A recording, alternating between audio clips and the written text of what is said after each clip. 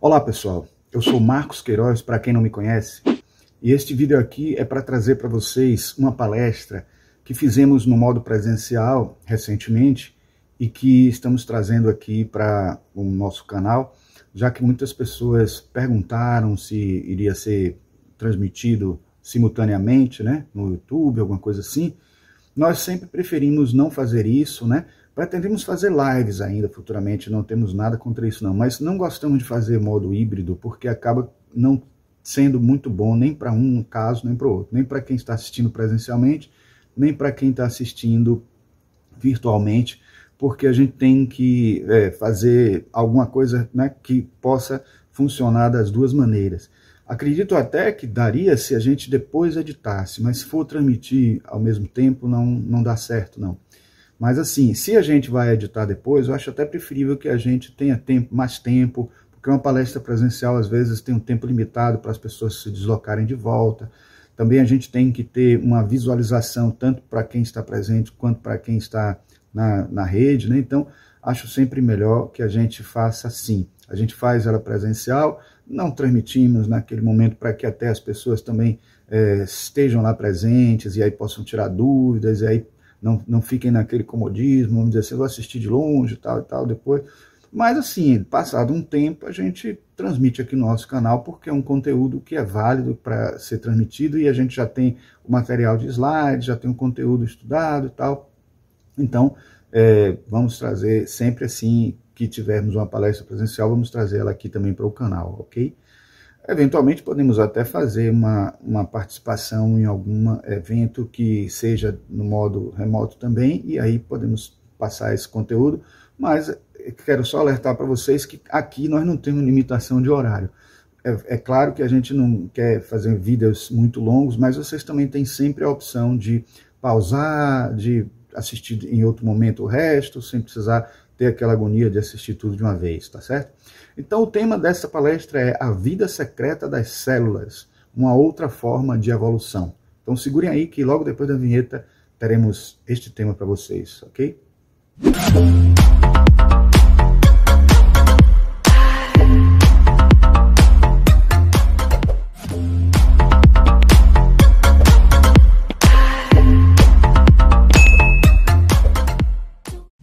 Bom, eu quero começar mostrando alguns livros que eu vou usar para este trabalho, né?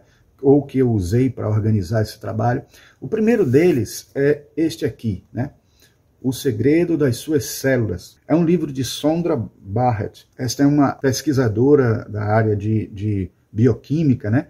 E que fez estudos com células, fotografias de células, né? E tal, no microscópio, vocês vão ver mais detalhes daqui a pouco. Né, e ela acaba trazendo informações muito boas, muito importantes, até colhidas de outros trabalhos. Vocês vão ver que ela tinha uma opinião mais materialista e depois foi transformando por conta das próprias pesquisas que ela fez. Mas vamos ver daqui a pouco mais detalhes. O outro livro que é conhecido mais de vocês, famoso, que inclusive que a autora Sondra Barrett faz referência o tempo inteiro, é Biologia da Crença, a Biologia da Crença, de Bruce Lipton. Muitos já conhecem esse livro, já leram, viram a importância que ele tem, né? Mas muitos não conhecem este outro livro do próprio autor também, do mesmo autor, junto com outro, né? Steve Byrne. O livro é Evolução Espontânea. Este livro me chamou bastante atenção, fez eu comprar, porque justamente eu sempre fui a favor desta ideia de que a evolução ocorre mesmo sem a gente fazer nada para que ela seja promovida. Claro que a gente não deve acomodar por conta disso, porque estamos nos referindo à evolução no nível da forma, no nível da vida, né, em si, biológica.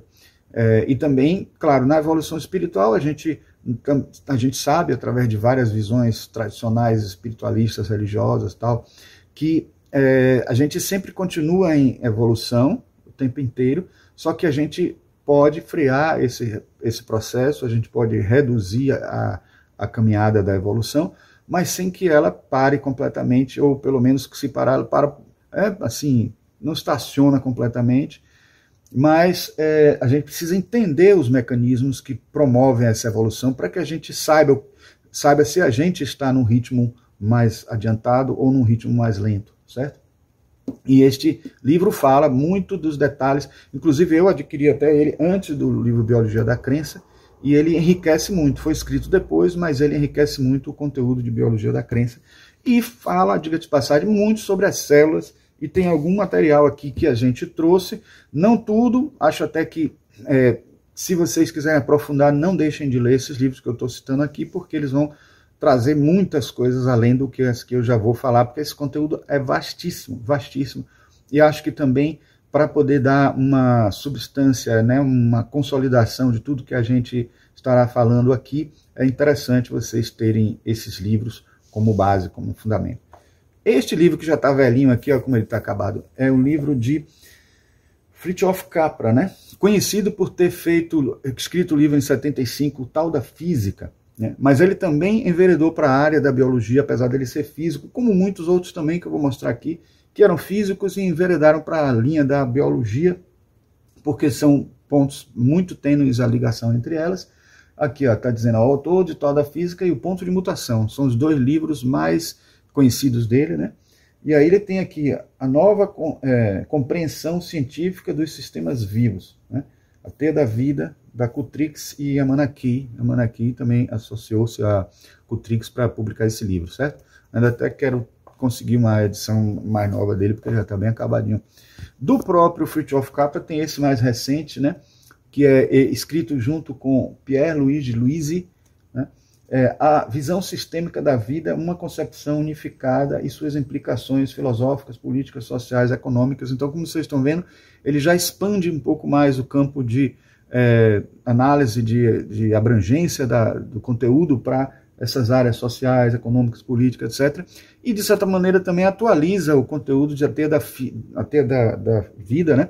E recomendo esse livro, muito bom, muito rico de informações, de dados estatísticos e tal, e acho que vale a pena para complementar o tema. Está um pouco em ordem hierárquica, viu, gente? Esse aqui é um outro, de Carter Phillips, Evolucionários, revelando o potencial espiritual e cultural de uma das maiores ideias da ciência, né? O Fritjof, ou melhor, o Deepak Chopra colocou até assim, amplia de forma brilhante nossa concepção da teoria da evolução. Então, recomendável também esse aqui, certo?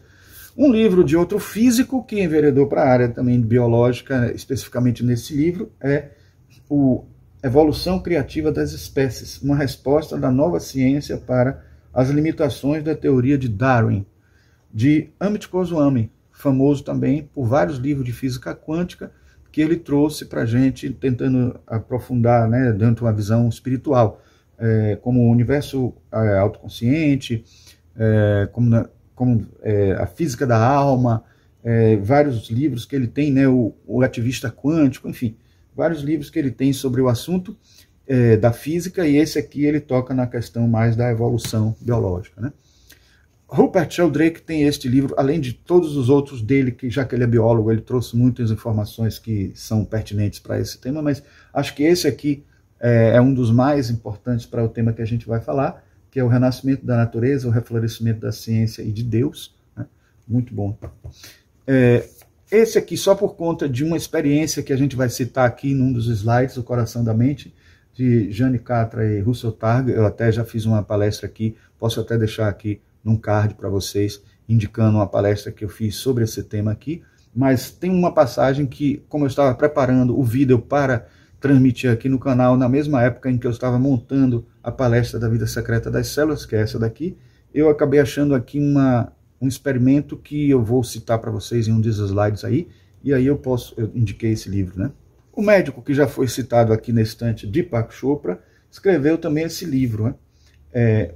Ele escreveu junto com Rudolf Tanzi, o livro Supergenes. Ele fala da epigenética, né? Ele é médico e muitos até criticam ele, acham que ele é assim um pouco superficial, mas na verdade não é bem isso. A gente que quando lê ele assim muito a fundo, alguns livros dele, percebe que ele quer dar uma linguagem mais acessível. Então as pessoas não compreendem muito. É um livro popular, um livro que muita gente, por ele ter sido guru de muitos cantores, como Madonna e parece que Britney Spears também, muitos cantores e artistas famosos tinham ele como guru, as pessoas achavam que era uma coisa superficial, uma coisa assim somente para uma visão menos profunda da realidade espiritual, mas não. Então, este livro aqui, Ative o Extraordinário Poder do Seu DNA para ter mais saúde e bem-estar. Acaba tendo uma linguagem um pouco assim, mais sensacionalista, mas se você for ver a substância, o conteúdo que ele traz, extrair o joio do trigo aí, vocês conseguem encontrar muitas coisas úteis. Inclusive, apesar de eu não ter colocado slides sobre o trabalho dele, olha só o que ele tem aqui. Ele tem um capítulo inteiro, né, sobre a sabedoria do corpo, e dentro desse capítulo ele tem o item células sábias, genes sábios. Então ele fala justamente da sabedoria das células também, trazendo muitas informações, algumas dessas que a gente traz aqui já, e outras também que podem acrescentar muito nesse conteúdo aí, tá? Um outro pesquisador bastante em voga agora, que está vendendo muitos livros, é esse aqui, o Dr. Joe Dispenza. Tem algumas coisinhas dele que eu não concordo muito não, mas eu acho que ele traz, quando ele traz a abordagem experimental, tanto da ciência médica tradicional, hegemônica e tal, quanto quando ele traz coisas que são bem experimentais, ele é muito bom e ele traz enriquecimentos muito grandes para esse assunto. Você é o placebo, o poder de cura a si mesmo, é um tema muito, mas muito mesmo ligado ao que a gente vai abordar aqui. Porque o placebo nada mais é do que a capacidade da gente se recuperar de algum problema biológico nosso, somente pelo poder energético dos nossos pensamentos, do nosso poder de pensar positivamente, de visualizar o nosso corpo melhor. E isso acontece através de um artifício que alguns médicos ou alguns psicólogos, né, que exploram a medicina psicossomática, colocam certos medicamentos que não têm efeito nenhum sobre o nosso organismo, nem positivo nem negativo, dizendo que é um remédio que vai melhorar de tal forma a pessoa, e induz muito, convence tanto que a pessoa vai melhorar com esse remédio, que a pessoa acaba melhorando pela própria atitude interna de confiança de que aquilo vai acontecer no seu organismo e tal. Bom, isso é algo que tem tudo a ver com o que a gente vai falar, porque toca diretamente com a teoria das células, a ideia das células e tudo mais. Esse aqui é um outro cientista, né? Erwin Schrödinger, um cientista físico da física quântica, que é famoso pelo chamado gato de Schrödinger, que resolveu estudar biologia e escreveu esse livro, O que é a Vida, né? O aspecto físico da célula viva. Então veja como é importante. Tem uma citação dele aqui na palestra, mas eu recomendo que leiam este livro. Ele, inclusive, foi graças a esse livro e graças ao estudo que Erwin Schrödinger fez da biologia, né, passou a estudar oficialmente, né, academicamente, a biologia. Ele criou uma disciplina nova, né, química biomolecular, que não existia, envolvendo a física e a biologia. Tá? Um outro livro muito bom, e um tapa na cara de muitos cientistas, né, no bom sentido, né, tirando a agressividade, nos cientistas materialistas que acreditam que tudo se explica pela materialidade. Esse autor, Kazuo Murakami, né, que é médico, né, estudioso de genética e tal, trouxe essa ideia do código da vida, ative seus genes e descubra quem você quer ser. Então veja que ele fala aqui de como o material genético nosso é o mesmo, né, desde que a gente nasce, mas alguns genes podem ser ativados ou desativados de acordo com o ambiente, com uma série de situações e com o poder da mente, com o poder do pensamento, com as situações emocionais que ocorrem na vida da gente. Então, muito bom esse livro também e tem tudo a ver com esse tema. Este outro que é o DNA e o I Ching, o tal da vida, de Johnson F. Young. Tem tudo a ver também com a ideia de associar o DNA com o I Ching, que é um dos slides que a gente vai ver também aqui.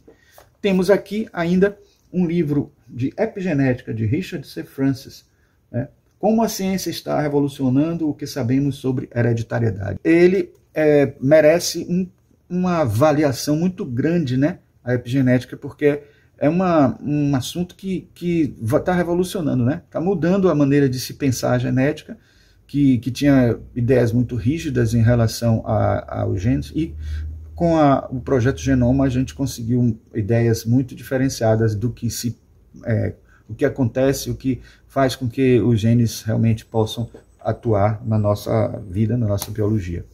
E esse outro livro aqui, que eu também tenho falado muito, não é um livro espiritualista, mas ele traz aqui informações riquíssimas sobre a nossa biologia, incluindo micro-organismos que estão associados a gente o tempo inteiro, célula por célula.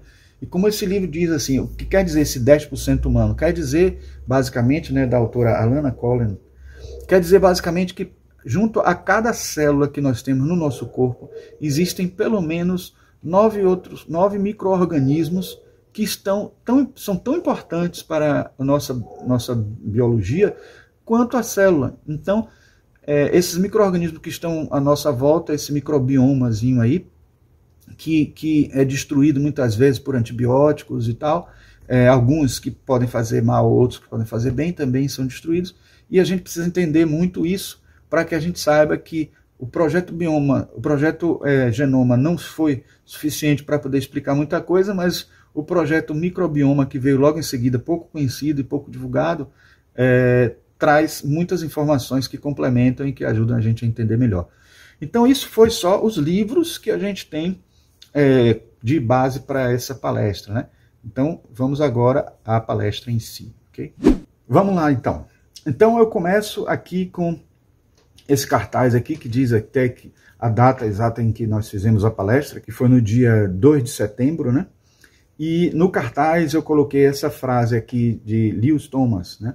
As células se comunicam entre si sem qualquer ordem pessoal nossa. A organização é a mesma de um ecossistema. Já aí já mostra para a gente como a célula é, digamos assim, um ser que não é isolado como a gente pensa, né? Ele tem uma conexão com as outras células, não só idênticas a ela, como as outras células diferenciadas, e a gente vai entender como é que esse mecanismo ocorre, tá certo? Então vamos lá. Eu começo fazendo uma breve apresentação aqui do livro, né? O Segredo das Suas Células, que tem como subtítulo Guia Prático para Descobrir a Inteligência do Seu Corpo e Promover a Cura e a Transformação Interior. Este livro foi escrito exatamente por essa autora que vocês estão vendo aqui, né? Sondra Barrett, que aparece aqui numa foto mais nova e aqui mais recente, porque ela começou desde pequenininha a mexer com o microscópio do pai dela e ficou encantada com o mundo microbiológico. E aí, daí em diante, começou a fotografar. Ela que gostava de fotografia, ela começou a fotografar também esses micro-organismos. E ficou celebrizada por isso, né? As fotos que ela tirava. E com isso também ela ficou conhecida por alguém que gostava de estudar as células e os micro-organismos, os organismos unicelulares, etc. E com essas fotos ela começou a se encantar com o tema e no futuro ela passou a estudar justamente na escola de medicina, começou a estudar bioquímica e essas fotos passaram a ser uma base para todo o conteúdo dela também, né? Os estudos dela. Aqui é uma primeira foto que ela tirou de leucócito, né? Que é a célula que protege o nosso organismo, né? Que protege de agentes externos, né? E no sangue. E ela foi uma pesquisadora que fez um avanço tão grande nessa área que muitos pediram a ela experimentos, né? Quando ela estava nos seus estudos de bioquímica, porque ela estudava também o câncer infantil. O pai de uma dessas crianças que ela cuidava pediu para ela fotografar a célula cancerígena da criança. E com isso pediu também para que ela pudesse mostrar a ele e fazer um experimento de ele visualizar aquelas células saudáveis. E aí ela pediu para ela trazer para ele também células saudáveis similares àquelas. E a criança começou a visualizar. O pai, acreditando numa visão mais espiritualista, pediu para a criança visualizar um Pac-Man, como essa figura aí, né, dos joguinhos, comendo a célula, já que a criança já jogava Pac-Man desde pequenininho, e visualizar como que destruindo as células cancerígenas, ou transformando a célula cancerígena em uma célula saudável. E isso produziu resultados incríveis. Ela ficou tão espantada com isso que ela resolveu fazer essas experiências com outras crianças, né? E isso também fez ela mudar a concepção dela de espiritual, né? Passou a ter uma visão espiritual maior, né? Que ela não tinha antes. Nesse processo todo, também aconteceu uma situação, abrindo um parênteses, né? De uma vizinha dela, que ela chama até Princesa de Argisli. O nome que ela dá assim, talvez seja até um nome fictício para ela não aparecer, né? E essa vizinha dela solicitou que ela fotografasse cristais correspondentes aos signos do zodíaco. Ela não acreditava em nada da astrologia, mas ela resolveu fazer essa experiência. Ela já tinha ficado espantada com várias coisas que aconteceram com as fotografias das células. Ela resolveu também fotografar os cristais correspondente a cada signo do zodíaco. E ela ficou espantada quando ela percebeu que eles poderiam ser agrupados em 4 tipos, de acordo com a forma, e a associação era imediata com os 4 elementos da astrologia. Ela que não acreditava, claro que ela ainda ficou cética por um tempo, mas à medida em que ela foi percebendo tantas e tantas coisas que ela conseguia constatar através de fotografias do mundo microscópico, ela começou a não deixar mais de acreditar nas visões do ocultismo, que ela passou a entender como uma visão bem profunda de coisas que ela não entendia e que ela passava a entender a partir dos experimentos que ela fazia. E toda dúvida que ela tinha, ela passava a tirar através dos experimentos que ela fez, né? E ela também trouxe à tona uma questão assim, porque o projeto Genoma detectou que, por exemplo, 98% dos genes dentro do material genético humano não tinha função, ou pelo menos função conhecida pela ciência hegemônica comum, e 2% só era responsável pela produção de toda a proteína do nosso organismo, que na verdade quer dizer exatamente que é o que cuida de tudo que acontece com o nosso organismo, está em 2%. Não dá conta de atender a tudo e ao mesmo tempo tem lá 98% de material genético que não se sabe para que serve.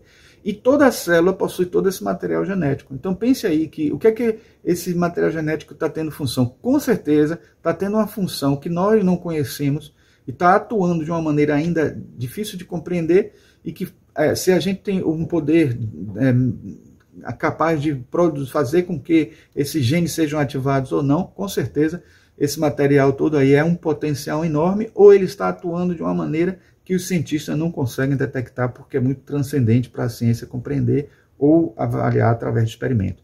Mas com certeza é algo que está em processo de aprendizado. O próprio projeto Genoma deu um estopim para poder as pessoas passarem a pesquisar e entender melhor o porquê desse desconhecimento total da função de alguns desses genes, e porque também da gente entender que os genes que precisariam existir para poder explicar uma série de coisas que acontecem no nosso organismo, eles também não aparecem, e aí tem que ter uma explicação para isso, né? Bom, a gente sabe que uma boa parte das informações que tem aqui vão ser úteis para a questão do câncer, como esse caso que a gente falou aí da criança que usou o poder da mente para poder atuar na visualização. Então, visualizar células saudáveis, isso já foi feito com experimentos diversos, e vários autores, vários médicos, até descrentes, fizeram isso e tiveram resultados muito bons, né? A gente sabe que a origem do próprio câncer é de células que têm um seu ritmo de crescimento modificado, até mesmo pela atuação genética. Então, por uma situação psicológica, por uma situação de alimentação, por situações de exposição à radiação. Então, tumores ou neoplasmas, ou até neoplasias que surgem, elas podem evoluir para algo benigno, ou pode ser benigno, ou pode evoluir para algo maligno em função de outros elementos. Tem até autores, quando eu estudei radiestesia, que dividiam as causas em iniciadores e promovedores. Então, às vezes você tem um iniciador de um processo cancerígeno, mas ele acontece a vida inteira e você não tem ele, né? Às vezes até o próprio processo, o próprio gene para aquela doença pode ser um iniciador. E se você não tiver algo que faça eclodir, como o próprio um estado mental, ou uma preocupação extrema, ou então uma emoção brusca negativa, que pode ser o promovedor, e aí pode ser que essas duas coisas acontecendo produzam a disritmia do crescimento celular, e aí um fator psicossomático vai acontecer para que ecloda um processo cancerígeno numa pessoa. E isso pode ser revertido, sim. Então, isso, da mesma forma como o efeito emocional, psicológico, mental, energético produz, ele também ajuda a conter, ajuda a retroagir, ajuda a fazer com que a gente readquira o estado de equilíbrio normal, né? E as células, vocês vão ver através dos slides, elas têm anos e anos de experiência da manutenção da vida humana. Então, contactar com elas para que a gente consiga estar na mesma sintonia que ela no processo de trabalho de recuperação humana é de fundamental importância, isso que a gente vai ver aqui, tá? Mas a gente não pode deixar de voltar para questões, vamos dizer assim, mais básicas, né? Quando a gente fala de célula, a gente tem que lembrar que as células foram descobertas pelo biólogo Robert Hooke em 1665, que observava cortes de cortiça, né? Todas as células são compostas por citoplasma e são envoltas por uma membrana plasmática, né? O citoplasma é toda aquela área em que estão os organismos, né? As organelas celulares, né? Aquela área interna dela. A membrana plasmática é o que faz com que o citoplasma exista e seja contido e se diferencie do exterior. A maioria apresenta dimensões entre 1 e 100 micrômetros. Os organismos podem ser classificados como unicelulares, chamados de micro-organismos como as bactérias, ou multicelulares, se tem só uma célula ou muitas células, né?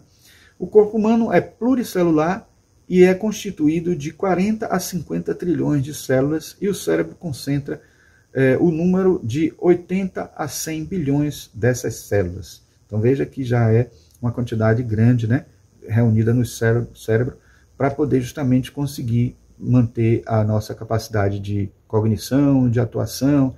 Claro, dentro de uma visão espiritualista, a gente sabe que isso é apenas uma ponte, né? Todas as células cerebrais são pontes para a verdadeira cognição, o verdadeiro pensamento, a verdadeira atuação mental que está no nível mais transcendente. Mas aqui a gente está vendo uma síntese da visão da biologia, né? Não tem nada de esotérico aqui, e é só a visão geral que a gente tem que ter. Então, entender a célula como um organismo cheio de outros micro-organismos, e entender que ela não poderia ter evoluído por seleção natural, isso vários livros falaram sobre isso, como não é o foco do nosso trabalho, mas entender que a célula procarionte não poderia virar da eucarionte por uma seleção natural, se a gente entender a biologia, a evolução biológica desde o micro-organismo até o macro. Então a gente sabe que tem uma Lynn Margulis, que a gente vai falar daqui a pouco, que defende a ideia da cooperação natural, que é a reunião desses organismos formando uma estrutura mais complexa, mais evoluída, que fez com que acontecesse esse tipo de variação da célula procarionte para a célula eucarionte. Bom, ainda temos aqui, dentro da visão mais da biologia hegemônica, esses 3 princípios centrais da teoria celular. O primeiro deles diz: todos os seres vivos são compostos de uma ou mais células. O segundo diz: a célula é a unidade mais fundamental da vida. E o terceiro diz: todas as células vêm de células pré-existentes.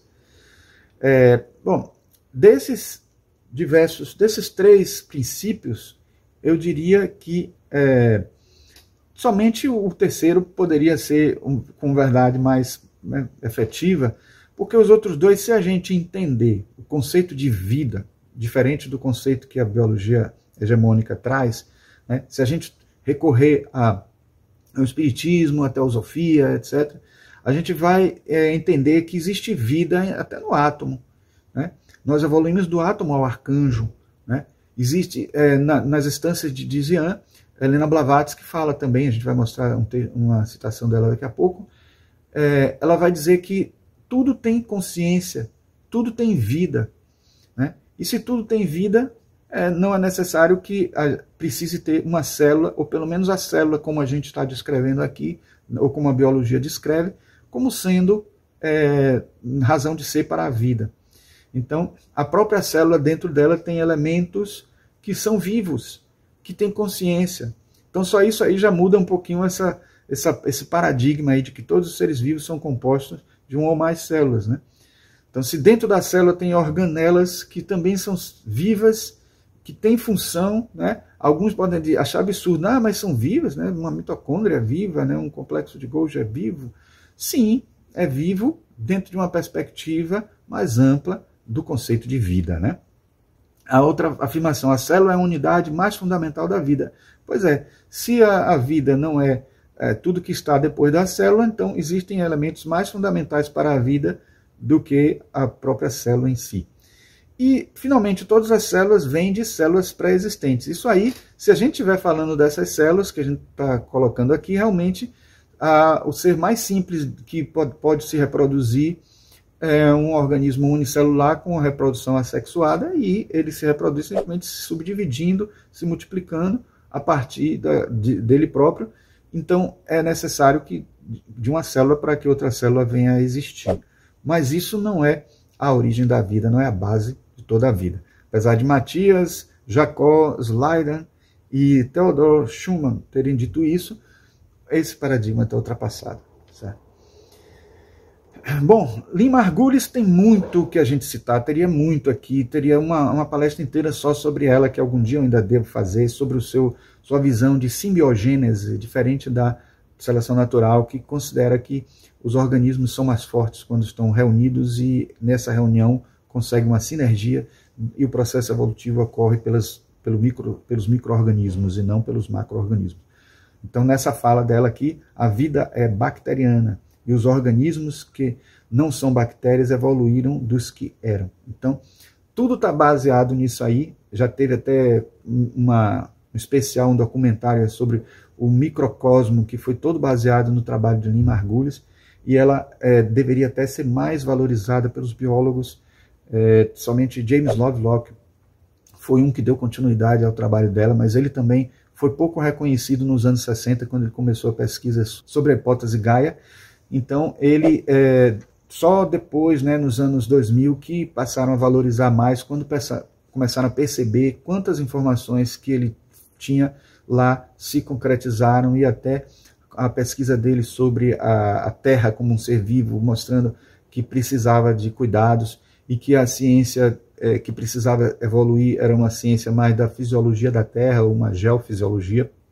Ele, como mostrou que tinha todo um fundamento confirmado posterior, as pessoas começaram a dar credibilidade nele, e por tabelinha, os conceitos que vinham dele, que eram de Lynn Margulis, que serviram de muito conteúdo para o trabalho dele, e a gente tem que dar o braço a torcer e aplaudir todo esse trabalho que foi feito por essa autora, que eu considero mais importante até do que o de Darwin, mas as pessoas não valorizam, porque o trabalho de Darwin foi importante para que a gente conhecesse um processo evolutivo, um dos caminhos, um dos passos da evolução, não em si o que promove a evolução em si, porque a seleção não produz a evolução em si, ela apenas dá um encaminhamento, né, um direcionamento que ajuda os materialistas a aceitarem que a palavra é evolução, porque se ela faz com que as pessoas sobrevivam às intempéries, eles entendem a evolução por esse viés.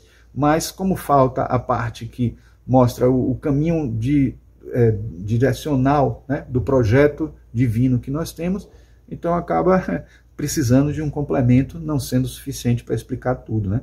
Então, a gente é formado de muitas informações vitais e que precisam ser conhecidas por aqueles que não acreditam nada além da matéria.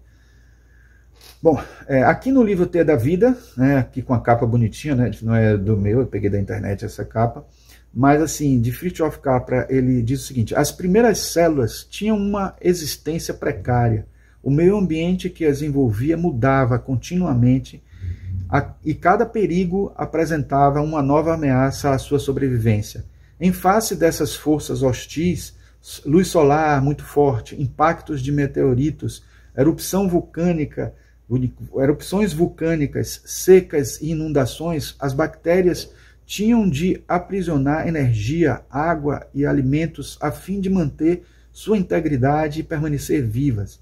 Devido ao seu enorme número, as bactérias foram capazes repetidas vezes de responder criativamente a todas as ameaças e de desenvolver uma grande variedade de estratégias de adaptação.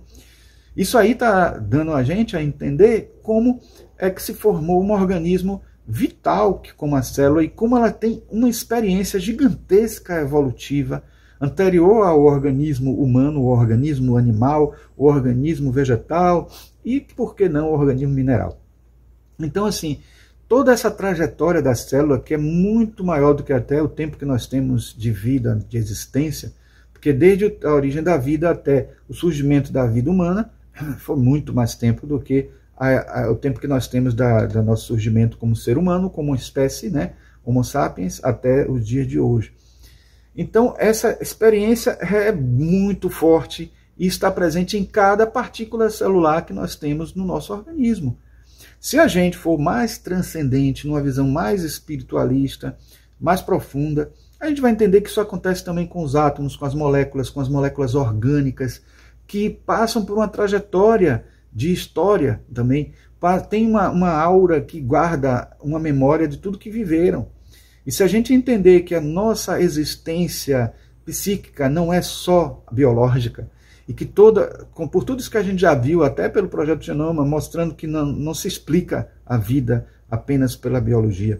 Então toda essa aura, toda essa energia, todos esses corpos que a gente sabe que temos, né, como o corpo astral, corpo mental, corpo causal, essas energias que envolvem a matéria, envolvem a forma, envolvem a biologia, vão guardando uma história, e essa história precisa ser retomada e vai estar aparecendo energeticamente o tempo inteiro no nosso processo evolutivo, né? A gente tem que entender que recorrer à sabedoria desses seres é muito importante, né?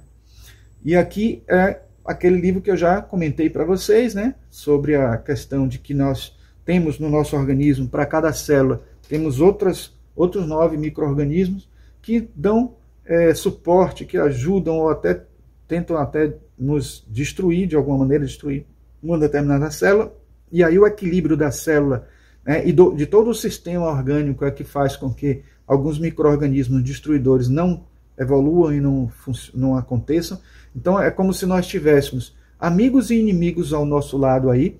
Nós somos 10% de todo esse processo todo. Nós somos 10% de todo esse processo biológico. Mas temos ali amigos e inimigos, então se os amigos vencem, a gente acaba adoecendo. Isso pode acontecer por algum tempo, e aí esses nossos amigos vão, né, usando uma linguagem bem mais simples, né, esses nossos amigos vão trabalhando no sentido de nos recuperar e vencer a batalha contra os nossos inimigos, e quando a gente não tem mais jeito, a gente usa antibiótico que acaba destruindo amigos e inimigos. Então por isso que alguns antibióticos matam os micro-organismos, mas também causam danos para a gente, destruindo organismos que poderiam ser úteis, ou que são úteis para a nossa vida biológica, né? Ainda então no livro O Segredo das Suas Células, tem uma frase aqui citada de Albert Claude, que diz: um homem é uma colônia de células em ação. São as células que realizam por meio dele o que ele tem a ilusão de ter realizado por si próprio. São as células que criam e mantêm em nós nosso desejo de sobreviver, buscar e experimentar. Veja que coisa que parece ficção científica, e com certeza os biólogos vão cair matando e achando que é absurdo isso e tal. Os biólogos, vamos dizer assim, mais tradicionalistas e mais materialistas, né? Mas esse aqui é um médico, né, que está dizendo isso. Prêmio Nobel de Medicina de 1974. Então, de alguma forma, nós sintonizamos com os nossos seres celulares, e eles, às vezes, nos ensinam mais do que nós a eles, essas células. E as células é que, muitas vezes, na verdade, a maioria das vezes, elas realizam coisas que nós nem sabemos que estão sendo realizadas ali para o nosso bem, né? Quando a gente, às vezes, toma um remédio, é como se a gente tivesse, até um remédio, às vezes, assim, que destrói mais do que ajuda, remédio alopata e não homeopata, a gente está, de alguma forma, não ajudando a célula, prejudicando. Se ela pudesse nos dizer de uma maneira mais efetiva, ou se nós tivéssemos sintonia suficiente para entender a mensagem que a célula às vezes diz para a gente, né, que não use esse remédio que vai ser ruim para você. Mas a gente tem uma sabedoria corporal que ajuda. A gente até, quando vai comer um alimento, deve sentir o cheiro, deve sentir um pouco o paladar, né? Dizem até que existe um mecanismo de quando a gente conecta o dente da arcada superior com a inferior no alimento, cria um sistema energético que vai para um sistema que não é o sistema, obviamente não é o sistema nervoso, é um sistema energético que se conecta ali ao dente e permite a gente até a perceber só nesse contato polar do positivo e negativo dos dentes, perceber se aquele alimento presta ou não para ele. Mas a gente já com fome, já vai querendo dar a dentada e engolir na mesma hora, óbvio que não vai ter sensibilidade para isso, né? Mas a gente tem uma sabedoria no nosso organismo que envolve célula, né, tecido, órgão e tudo mais, que vai ajudar a gente a compreender se aquilo vai ser útil para a gente ou não, fora a aura do objeto, a aura da fruta, a aura do alimento, que já entra em contato com a nossa aura e já ajuda a gente a entender se aquele alimento vai ser útil para a gente ou não, certo? Bom, aqui eu trouxe algumas ilustrações, né, que mostram que a célula realmente contém todo o sistema necessário para que a gente possa manter a nossa saúde, né? Eu lembro sempre nessa hora de um livro, A Natureza da Psique, de Jung, né, que ele sempre se reporta ao nosso organismo, que tem todo um mecanismo de reestruturação, que a gente usou, né, imitou quando na construção dos computadores criou aquele sistema de auto-recuperação do sistema, né, quando você desliga e liga o computador, muita gente diz assim, não sei como resolve, celular, computador, etc. Desliga e liga de novo. Quando você desliga e liga, o sistema, né, o algoritmo do computador, passa por um processo de revisão para ver o que não está funcionando bem. Você até, se ele não funcionar naturalmente, você precisa até de um comando de restaurar o sistema do dia anterior, restaurar a configuração da semana anterior, ou alguma coisa assim. E com isso você consegue, com uma atuação sua, né? É como se aí fosse a atuação do médico, já que o próprio organismo não consegue resolver sozinho. Mas nós temos dentro do nosso organismo um sistema de autorregulagem, né? A natureza do organismo, a natureza da célula, a natureza do sistema vivo. E Jung se reporta a isso quando ele fala da natureza da psique, porque a psique também faz parte do organismo, né? A psique da gente só não é considerada como parte de um organismo objetivo, físico mesmo, aqueles que não acreditam nos corpos sutis, né? Mas toda a atividade intelectual, emocional, psicológica também tem seu organismo também, que são os sistemas de corpos sutis. Alguns até podem comparar, por exemplo, enquanto nosso corpo físico e até etérico, que é um duplo, né, do físico, possui órgãos, o nosso corpo astral possui chakras, que são os órgãos dos corpos astral, mental e etc. Então, precisamos entender que eles também possuem células, só que as células são de outra biologia, de uma biologia mais transcendente, muito desconhecida da gente em detalhes. A gente sabe até algumas coisas que são em função do que os clarividentes nos dizem pelas experiências que eles tiveram e que eles têm, que eles pesquisaram e trazem para a gente, mas existe todo um mundo biológico que seria do corpo astral, do corpo mental, etc., que não tem nem como a gente conhecer profundamente aqui, né? A própria teosofia até nos diz um pouco isso quando fala da célula como um possível caminho evolutivo paralelo que é desconhecido, né? Isso que deu origem a esse subtítulo, uma outra forma de evolução para o nosso tema, certo? Bom, e aí falando de teosofia, eu vou falar de Helena Blavatsky, né? Que diz o seguinte: nunca a ciência foi tão longe como quando afirma, de mãos dadas com a doutrina oculta, que os nossos corpos, assim como os dos animais, das plantas e dos minerais, são totalmente constituídos por seres, bactérias, etc., os quais, com exceção de algumas espécies maiores, nenhum microscópio pode descobrir.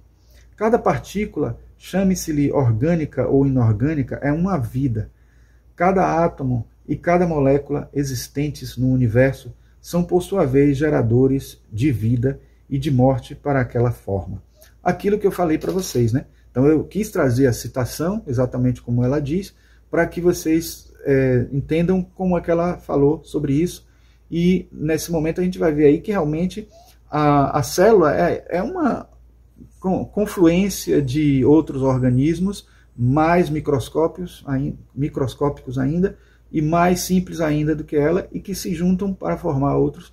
Então vão agregando, a célula agrega outros micro-organismos aí, ou outras partículas de entidades que são vivas e conscientes e que acabam gerando vários seres numa hierarquia até chegar a gente e, quiçá, até continuar, porque, como a gente sabe, na hipótese Gaia que eu falei nesse instante, né, e na teoria de Peter Russell do cérebro global, que por sinal até nem falei do livro, é um livro também que estaria incluído aqui, mas ele também está meio acabadinho, eu não separei ele para mostrar no começo, mas a hipótese do cérebro global, ou o despertar da Terra, é um livro de Peter Russell, que fala justamente disso, né? Que existem seres, assim, macro-seres que ainda vão começar a ter consciência, como o próprio planeta Terra, que já é um organismo vivo, mas que precisa ter uma consciência, né? Pensar como um ser vivo pensante, e isso vai depender de um avanço evolutivo e de uma quantidade também de habitantes na Terra dispostos em equilíbrio sobre o planeta. Então aqui, já que a gente está falando da teosofia, nesse livro, Fundamentos de Teosofia, que foi o que deu origem a esse tema, eu pensei em falar sobre isso quando eu tive acesso a esse livro e li, ou melhor, quando eu comecei a estudar para falar sobre os anjos, sobre os elementais, etc., e eu vi, né, nesse quadro a afirmação, né, de que existe a evolução da humanidade, né, da essência elemental, mineral, vegetal, animal, homem perfeito, né, que são os Mahatmas, os mestres de sabedoria. E aí a gente tem aqui a evolução dos Devas, que é o reino angélico, o elemental e tal, o reino dos anjos ou dos seres da natureza e tal, que também tem um estágio mineral, vegetal, animal, espírito da natureza etérica, espírito da natureza astral, anjo ou Deva e por aí vai. Então uma linha paralela evolutiva, e sugere-se aqui, né, está sendo sugerido por Jinarajadasa, a existência de provavelmente 7 evoluções paralelas ainda desconhecidas por nós, e entre elas a vida das células, que ele cita aqui, cá embaixo, né, a vida dos átomos e elementos químicos, e outras que ele nem compreende o que possa ser, e tem a ver com aquilo que eu disse para vocês nesse instante, porque está no mundo transcendente que a gente não tem como entrar em detalhes sobre eles, e provavelmente estão acontecendo essas coevoluções, que a gente por enquanto só fala de 2 evoluções paralelas, mas possivelmente existam outras, e são coevoluções que vão acontecendo e que participam da nossa evolução, estão presentes na nossa evolução, e com certeza quando a gente compreender melhor, talvez a gente tenha pistas melhores para entender essas lacunas que ocorrem tanto no mundo físico, científico, como no mundo da ciência oculta, né? Então a afirmação de Jinarajadasa é exatamente essa. Uma outra corrente paralela de evolução sobre a qual pouco se sabe é a vida das células com as suas fases primitivas e futuras, né? Então, para que vocês não acreditem que isso ele está falando de maneira metafórica ou apenas algo que acontece no mesmo universo, mas que pode ser considerado paralelo de uma maneira só hipotética e tal, não. Ele diz assim, mas em outro lugar, também há provavelmente uma corrente distinta de vida que passa por elétrons, íons e elementos químicos. Então, aquela tabela diz respeito a isso que nós falamos, né? Ela está mostrando as várias possíveis evoluções paralelas que ocorrem, tá? No livro Evolução Criativa das Espécies, que eu mostrei a vocês no começo da nossa palestra, Amit Goswami diz: alguns biólogos teóricos estão cientes de que uma célula viva tem a capacidade de cognição, ou seja, de ter noção de uma informação específica, o que implica um self cognoscitivo. Isso aí ele cita como algo que Humberto Maturana defende, né, em 1970, e que Bruce Lipton, né, em 2005. Então ele está citando esses 2 autores. Então repare que ele está assimilando aí dentro da visão da ciência quântica, né, da física quântica, está aceitando e tentando buscar também essas explicações da consciência celular, da consciência presente na célula, né? E aí, se a referência foi Bruce Lipton é um que defende essa ideia de que há uma membrana celular e o ectoesqueleto, que é o cérebro da célula em si, né? É citado, por exemplo, que quando ele estava pesquisando sobre uma palavra, sobre o assunto, ele chegou a essa palavra tensegridade, E ele não sabia o que essa palavra queria dizer. E por sincronicidade, na verdade, isso foi Sandra Barrett que fala, né? Sandra Barrett. Ela disse que foi na biblioteca para pesquisar sobre isso, e de um lado da prateleira tinha, ela tirou aleatoriamente, achou um livro de um lado de uma prateleira, que era um livro de arquitetura, né? Tem a ver comigo, inclusive, e do outro lado um livro de biologia. Ela encontrou a mesma palavra que ela não conhecia e que estava querendo entender, né? E aí foi que despertou ela a entender essa palavra. E a tensegridade quer dizer exatamente a capacidade de tensão, a conexão através de tensão e a estabilidade gerada por esse tensionamento. Quem conhece o conceito de lona tensionada, né, sabe também o que é isso, né? Criar uma integridade estrutural a partir de uma tensão, né, de um esticamento, de um atirantamento, para que haja uma rigidez, uma segurança, uma possibilidade de maior estruturação. Isso acontece, né, uma mesma sincronicidade aconteceu com esse autor aqui, que é o chamado Buckminster Fuller, que ele é arquiteto e engenheiro ao mesmo tempo. É uma pessoa que tentou pesquisar, descobrir um jeito de fazer um vão de um ambiente muito maior do que a engenharia na época podia conseguir vencer. E aí ele ficou com isso na cabeça e começou a assistir um jogo, isso nos anos 70, 60, 70. E nesse jogo que ele assistiu, a bola, ela tinha um monte de hexágonos e eventualmente um pentágono pintado de preto. Ele, como não gostava muito de futebol, estava preso àquela solução do vão que ele precisava vencer. E aí ele começou a pensar, e se eu fizer uma cúpula feita de hexágonos, né? Mas a bola, ela tem de vez em quando um pentágono, porque como a bola, o hexágono que ele colocado disposto assim um lado do outro, ele forma um plano como numa colmeia, né? Porque tem os ângulos de 60 graus ali, tal, bem organizados, dividindo o círculo, né, perfeitamente, né, os ângulos. Então, como é que ele fica redondo? Justamente por causa dos pentágonos. Então, com base nisso, ele começou a bolar cúpulas geodésicas, que são hexágonos e eventualmente com pentágono para dar a curvatura. E depois ele triangulou também cada ponto desse, conectando entre si, criando contraventamento para que a estabilidade se desse mesmo com maior eficiência, porque se mantivesse os hexágonos também talvez houvesse uma articulação ou um movimento muito forte tendendo a destruir esses pentágonos. Mas isso foi a origem desse pensamento, né, e a tensegridade é o conceito que ele teve nesse sentido, ele colocou esse termo lá. E no conhecimento da célula, né, a estrutura da membrana celular, ela tem uma tensegridade, e essa tensegridade, com toda a bioquímica dela, é importante, e a Sandra Barrett cita muito isso, né, dessa bioquímica perfeita que permite que haja uma tensão bem forte, dando uma rigidez, protegendo, né, o que vem de fora para dentro e o que está dentro para não se dispersar, mantendo todas as funções que a célula tem como até um verdadeiro organismo, da mesma forma que nós, seres humanos mais complexos, animais ditos inteligentes, vamos dizer assim, a gente tem toda aquela função, também temos a pele, né, que guarda tudo ali dentro, se nós não tivéssemos o tecido epitelial ali formado de células também, né, mas que mantém a integridade do organismo, o que está dentro não saindo e tal, e o que está fora não entrando, prejudicando também o que está dentro. Então a gente não teria isso. Então essa tensegridade é importante. Só que o que faz com que Sandra Barrett, baseada em Bruce Lipton, considere que a membrana celular é o cérebro da célula, é porque ela não só integra todas as organelas, porque existem esses chamados filamentos que estão aqui, que vocês podem ver, os filamentos, né, proteicos, né, do citoesqueleto, que conectam os órgãos, as organelas todas internas. É como se fosse o sistema nervoso do cérebro, que é a membrana celular, né? E é justamente esse que provoca a tensegridade, né? E ela também junta a outras células, ela faz com que alguns filamentos, alguns que têm flagelos que vão para fora e que permitem o deslocamento da célula, pode até juntar, se conectar com outra célula, ou em alguns momentos se mexer para poder juntar, atrair a outra célula para que se junte uma membrana com a outra e crie um agrupamento de células, eles possam virar um micro-organismo que pode até se locomover para buscar alimento.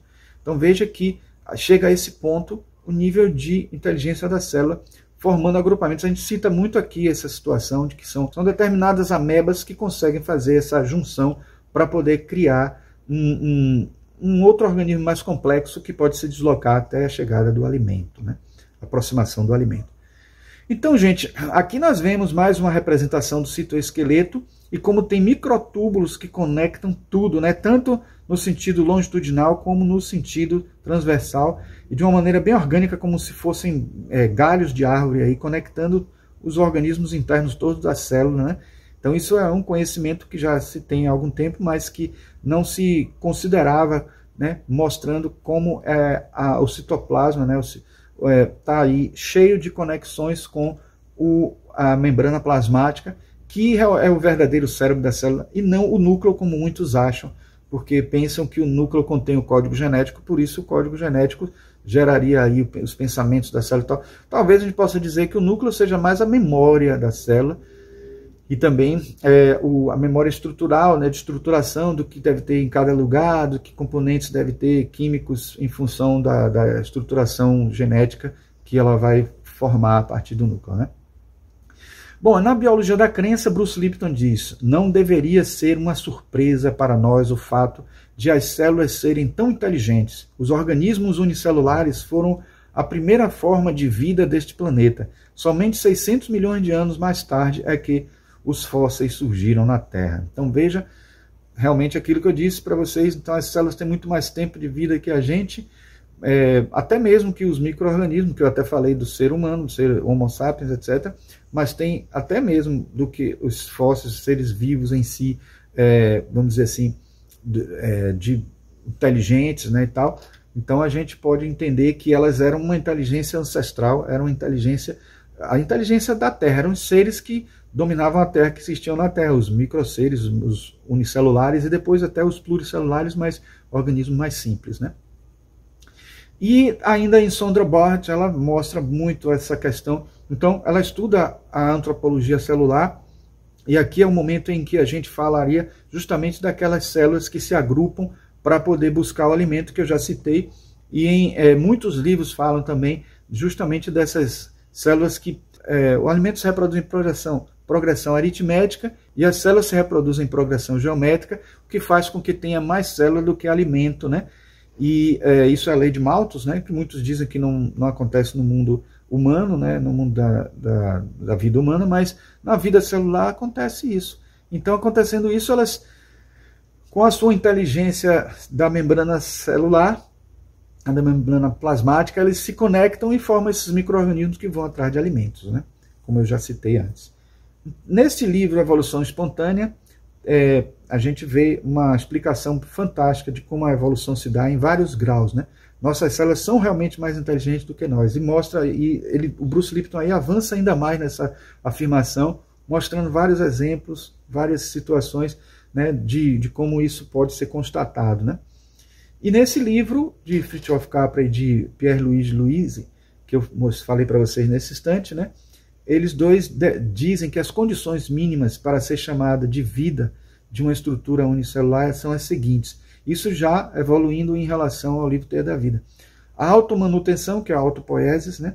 A autorreprodutibilidade, né? E que é a autorreprodução, a reprodutibilidade. E em terceiro lugar, a capacidade de evolução adaptativa, que é a evolutividade. O autor Teilhard Chardin, no seu livro Fenômeno Humano, ele descreve isso de alguma forma diferente, entendendo que o primeiro seria a centração, o segundo a descentração, né, porque já envolve o outro ser, a reprodução já envolve, mesmo que seja num organismo unicelular, um organismo que se reproduz assexuadamente, ele precisa de uma polaridade masculina e feminina para essa reprodução acontecer. Então, já envolve o dois. Então, a descentração e, por último, a supercentração, que pode ser o plano divino atuando no processo evolutivo, fazendo a gente crescer para melhor, fazendo a gente seguir um plano evolutivo que, mesmo que em alguns momentos pareça ser destrutivo, ele é produtivo, porque a gente sabe até pela sabedoria oriental que a destruição é necessária para que a gente tenha uma construção melhor, né? Destruir o velho, destruir o ruim, o negativo em nós, para que o novo e melhor possa surgir, né? Então esse plano evolutivo, com todo esse esquema de evolução que nós temos, é a supercentração, é o que está transcendente a nós e que nos puxa como um atrator para esse processo evolutivo, né?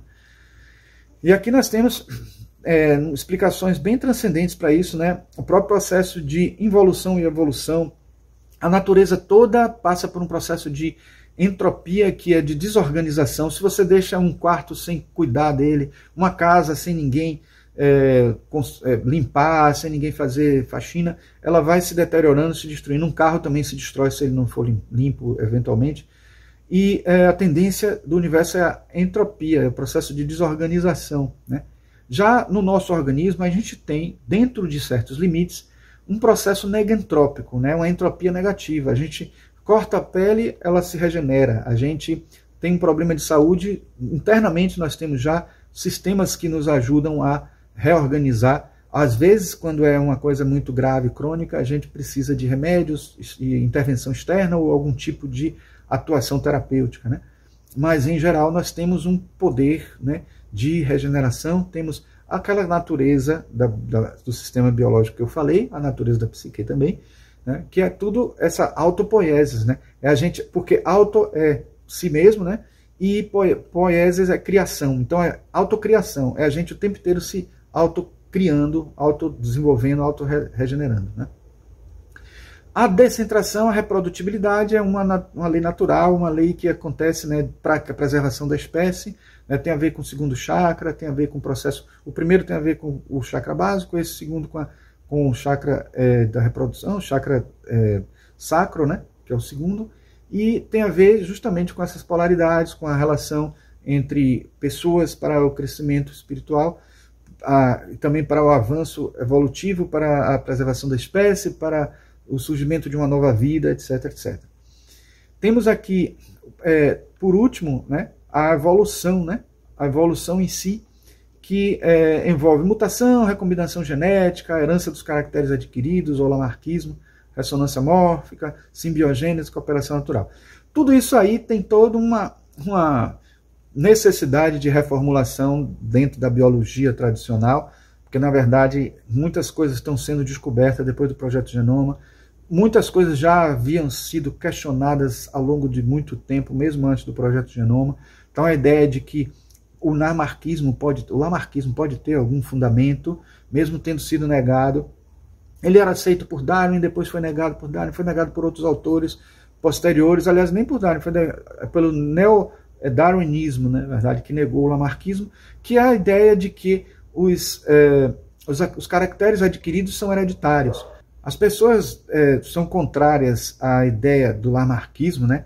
A ideia de que os caracteres adquiridos são hereditários, porque acham que se a gente faz exercícios físicos e fica com a musculatura avantajada, isso não significa que os filhos que a gente vai ter depois daquele exercício vão ficar musculosos, né? Por conta disso.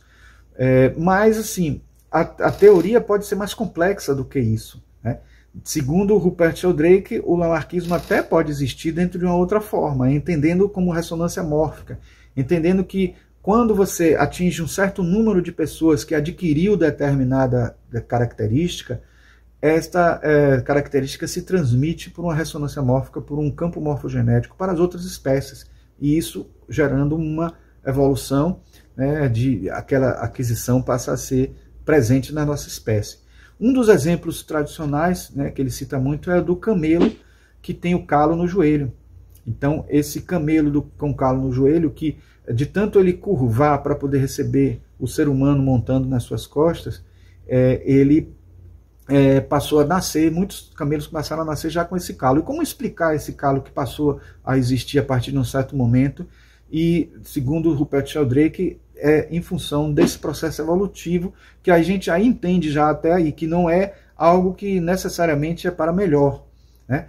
Por isso que a gente tem que garantir, a partir de nossa capacidade de consciência, de desenvolver características positivas, porque por mais que a evolução seja espontânea, ela é espontânea até um certo nível e a gente pode adquirir também coisas que nos atrapalham no futuro. Então, buscar caminhos que nos fazem melhor, um ser melhor no futuro, depende muito da nossa capacidade de consciência para conduzir esse plano divino no sentido de crescer, de melhorar, de ser sempre um ser melhor no dia seguinte em relação ao dia anterior. Bom, nesse livro de Erwin Schrödinger, que eu já citei para vocês o que é a vida, ele diz o seguinte: a consciência é um singular cujo plural é desconhecido. Existe apenas uma coisa e o que parece ser uma pluralidade é apenas uma série de aspectos diferentes dessa mesma coisa produzidos por um engano, o termo indiano Maya. A mesma ilusão é produzida em uma galeria de espelhos e do mesmo modo o Gaurizanka e o Monte Everest acabam por ser o mesmo cume visto de vales diferentes. Olha que coisa interessante que ele diz, né? Mesmo sendo um homem de ciência, ele recorreu à filosofia indiana para dar a ideia de que tudo é um ser só. Então não é difícil entender por que nós nos conectamos com nossas células, por que nós podemos fazer essa conexão, porque essas células são uma parte de nós mesmos e somos nós mesmos também dentro de uma visão de consciência mais ampla, né? Então não existe plural para a consciência, né? Existe só o singular. É só que a gente conseguir conectar para num nível mais transcendente, fazer a união numa escala mais adiante no processo de sutileza humana. Então, buscar essa conexão é fazer com que a gente perceba que este cume do lado de cá é o mesmo cume do lado de lá, porque todos fazem parte deste planeta Terra aqui, que é um só. E se for entender todos os planetas também como pontos de uma dimensão superior, que eclodem na terceira dimensão, então todos os planetas são um só. Tudo que existe de matéria, tudo que existe de energia, tudo que existe de vida biológica é um ser só, e também de pensamento e de consciência. São um ser só que precisa ser compreendido e conectado por nós.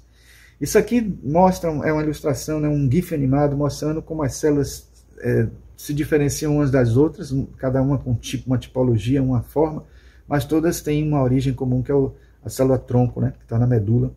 Então, é por isso que as experiências hoje cada vez avançam mais no sentido de buscar nessas células originárias, nessas células básicas, não diferenciadas, né, porque todas as células do nosso organismo, elas possuem, né, o mesmo DNA, o mesmo gene, exceto as células hemácias maduras, as hemácias maduras, que já não tem núcleo mais, né?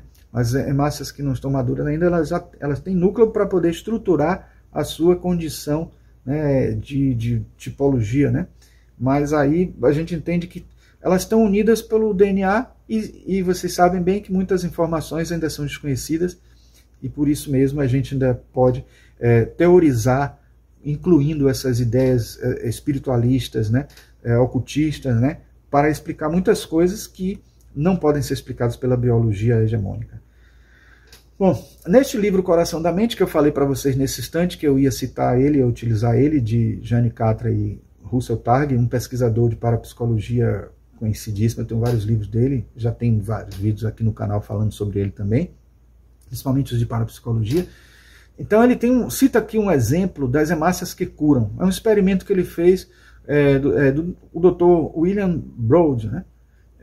De recuperação de hemácias ameaçadas com a atuação da mente. Esse experimento ele fez o seguinte, porque as hemácias, quando colocadas dentro de água destilada, elas começam a passar por um processo de hemólise, de autodestruição, de explosão, né, por conta da diferença de pressão, por conta das necessidades, né, de expansão ali, por conta do equilíbrio. Aí elas explodem, na verdade. Então, ele fez um experimento pedindo para que pessoas pudessem se concentrar, né, mentalmente nessas células para reduzir o tempo, né, ou melhor, aumentar o tempo de vida delas, né, antes da hemólise acontecer, e ele conseguiu resultados incríveis. As pessoas usando a mente conseguiam fazer com que as células sobrevivessem mais tempo do que o normal. Tinha um grupo controle, ele tinha um grupo de 40 pessoas fazendo esse tipo de trabalho mental, e outro grupo também, se não me engano, de 40 pessoas não fazendo, e aí não... Aí a gente, aliás, um grupo de células que não tinham essas pessoas mentalizando e que tinham uma hemólise mais acelerada, né? Mas um detalhe que depois ele complementa na pesquisa dele é de que quando essas hemácias eram do próprio sangue da pessoa que estava emitindo, ou quando tinham hemácias das próprias pessoas que estavam ali no grupo emitindo aquela mentalização, eles conseguiam resultados ainda mais fantásticos. O que quer dizer que nós já temos uma conexão muito forte com as nossas células, essa conexão já existe mais forte, e também não tira a ideia de que nós temos conexões com as células das outras pessoas, só que a conexão com as nossas células é ainda mais forte. E se essa conexão é muito forte, a gente entende que a oração de uma outra pessoa é muito útil para nós, mas a oração que nós fazemos para a nossa própria autorrecuperação é ainda mais forte. É o chakra básico da autossobrevivência, é aquela centração que eu falei lá no início, autopoiesis. Se nós temos um mecanismo natural já no nosso organismo de autoconstrução, de autocriação, de autorregeneração, que é forte o suficiente para manter a gente vivo esse tempo todo, negando a entropia, que é uma lei física de todos os objetos que não são vivos, no sentido de vida, vida mais convencionalmente falando. Então nós temos a força, o poder em nós de autorrecuperar nossas células, de autorrecuperar nossos organismos, nossos tecidos, nossos sistemas, enfim, tudo que existe em nós que não está funcionando muito bem. Certo? No livro de Annie Besant, A Vida do Homem em Três Mundos, ela diz: pertence à subconsciência a memória das células, exercitada na construção e reconstrução dos tecidos, cicatrizações das feridas, etc. Esta memória ou instinto inteligente das células pode ser governada e dirigida pelo poder da vontade para a rápida cura das lesões sofridas pelo organismo. Os chamados milagres de cura de enfermos se efetuam, em muitos casos, estimulando por este meio a rápida e anormal atividade das energias físicas. Precisa dizer mais alguma coisa? Na verdade, ela está aí confirmando, através de uma visão teosófica, através de uma visão de uma pessoa que teve a sua clarividência desenvolvida para fazer esses experimentos, com a finalidade de fundamental importância para a gente compreender este mundo oculto e compreender tudo isso que eu estou falando aqui para vocês, que é trazido por outros autores não teosofistas, mas que fizeram pesquisas, experimentos e que conseguiram até mudar de pensamento somente pelo que verificaram nas suas experiências. Então, a Annie Besant traz aqui essa fala primorosa, fantástica que eu achei e trouxe aqui para vocês.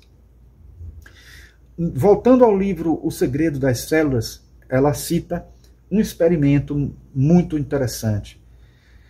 Ela cita as experiências da psicofisiologia e as estratégias celulares de James Pennebaker.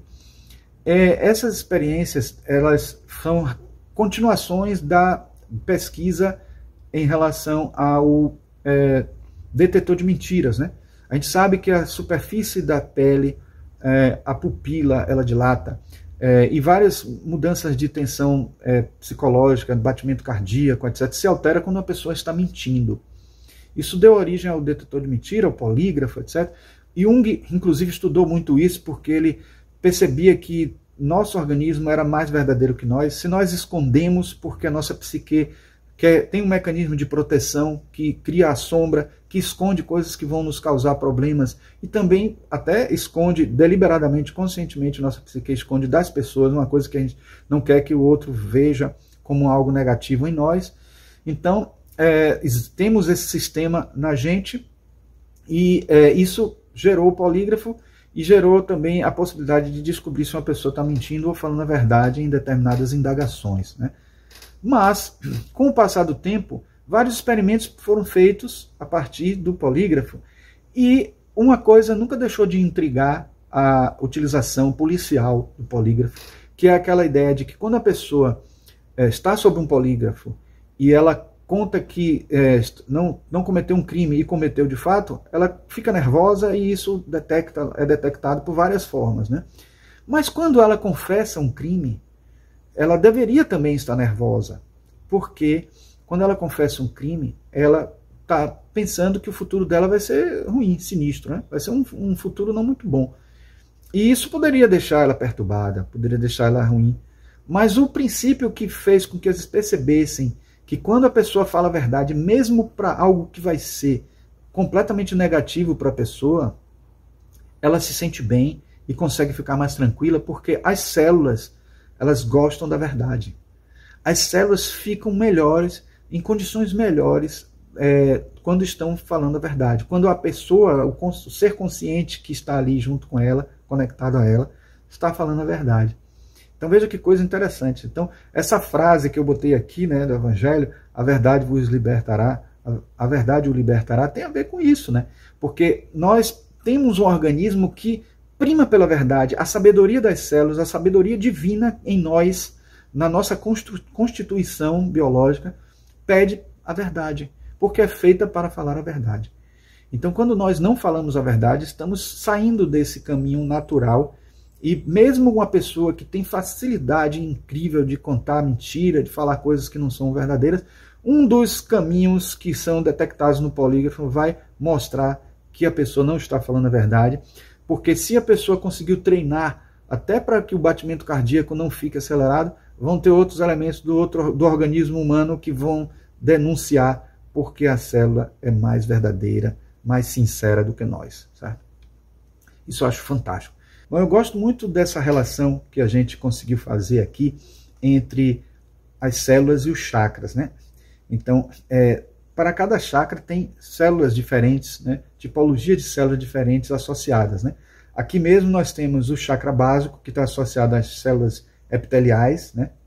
O chakra sacro associado às células sexuais, o chakra umbilical associado às células gástricas, o chakra cardíaco associado às células sanguíneas, o chakra laríngeo associado às células pulmonares e vocais, o chakra frontal associado às células retinianas, os cones e bastonetes, né? E por último, o chakra coronário associado às células cerebrais, né? Então, assim, os chakras estão associados aos órgãos, associados a glândulas endócrinas e também associados a tipologias celulares, né? Podíamos também associar as próprias funções internas das células aos chakras. E até, por que não dizer, que as células também teriam os seus próprios chakras. E aí temos aqui a mitocôndria como um chakra básico, e isso nós queremos até desenvolver um pouco mais, né?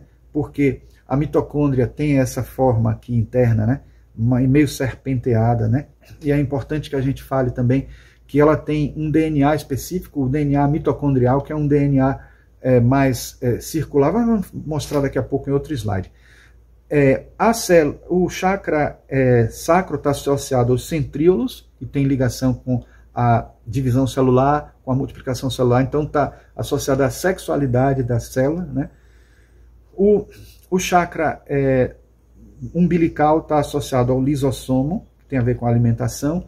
Temos aqui o chakra cardíaco associado ao núcleo, batimento cardíaco, pulsação, a irradiação de tudo que existe no nosso organismo, como acontece no coração.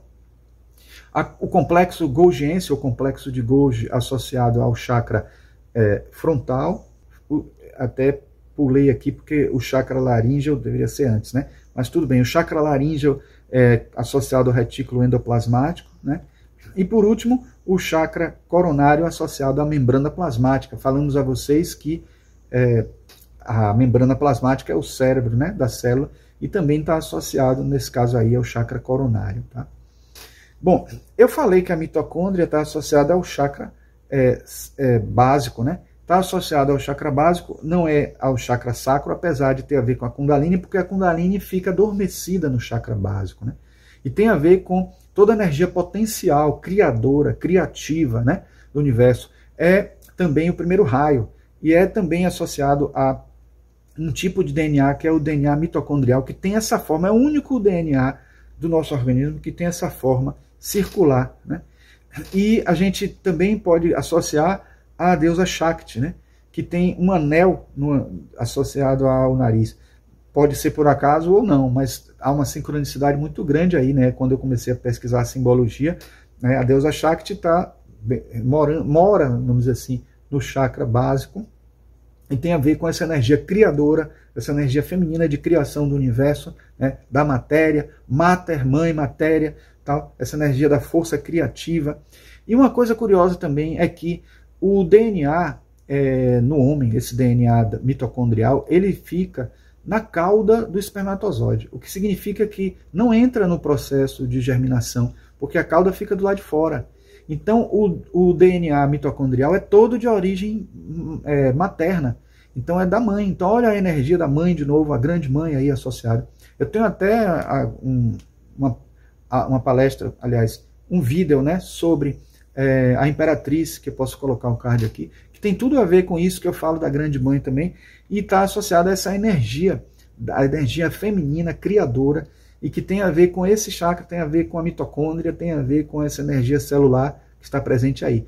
Eu não fiz esse estudo para todas as organelas e as associações com todos os chakras. Ainda posso fazer, né, em um outro momento, senão o vídeo vai ficar muito longo, né, a palestra vai ficar muito longa. E também eu vou precisar de uma pesquisa maior sobre isso, biológica e também de chakra, né? Mas como chakra é um assunto que eu gosto, é um assunto queridinho meu aí, então eu posso desenvolver esse trabalho para poder trazer para vocês aqui um estudo das organelas celulares e os chakras, tá certo? Que seria como se fossem os chakras da célula, né? Então aqui mostrando de novo a serpente, né? O fogo serpentino, né? É presente aí, né? E o simbolismo, né, da própria representação da mitocôndria que possui essa energia de serpenteamento. O ciclo de Saturno também está associado aos cromossomos. Eu citei aqui algumas vezes já o James Hillman, que fala que, por exemplo, ele ficou surpreso com o fato de que ele descobriu que os geneticistas dizem que a atuação dos genes sobre as pessoas começa a partir de 3 anos e vai até os 7 anos de idade.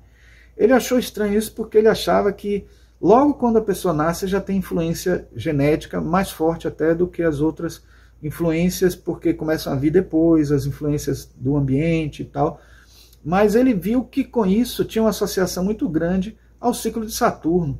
Então o ciclo de Saturno está associado aos cromossomos, está associado ao nosso envelhecimento, está associado ao nosso processo de responsabilidade, amadurecimento e tal, e também está associado aos vários processos também celulares genéticos que os cromossomos podem nos promover. Então, a astrologia está aí bem clara. Então, mesmo a Sondra Barrett tendo falado somente daquela questão dos cristais e as 12 fotografias que ela fez de cristais e de ela ter agrupado em 4 elementos, não é só isso que está associado à nossa biologia. A astrologia está associada a muitas questões biológicas e também isso dá um tema específico, né, só sobre isso, tá?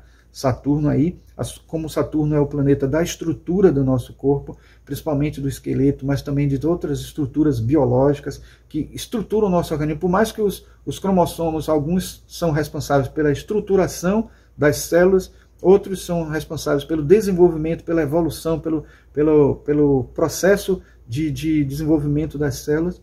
Então, mas boa parte aí é a estruturação, e principalmente esses cromossomos responsáveis pela estrutura da célula são geridos por Saturno, né? A associação com o tarô também é clara. A própria Sondra Barrett fala dos 22 cromossomos autossomos que nós temos, porque tem um que é sexual, e aí junta com os 23 do outro, do casal, né? E aí você consegue ter os 46 cromossomos, mas veja que é interessante perceber que só um cromossomo é responsável pela sexualidade, né? Os 2 cromossomos sexuais, mas temos 22. E ela disse que podemos associar, veja só, uma pessoa que é cientista, que se dizia cética em muitas coisas, associou em um determinado momento do livro até a ideia de que os 22 cromossomos autossomos poderiam ser comparados aos arcanos do tarô. E eu não podia deixar de citar isso aqui, porque o meu envolvimento com o tarô também é muito forte.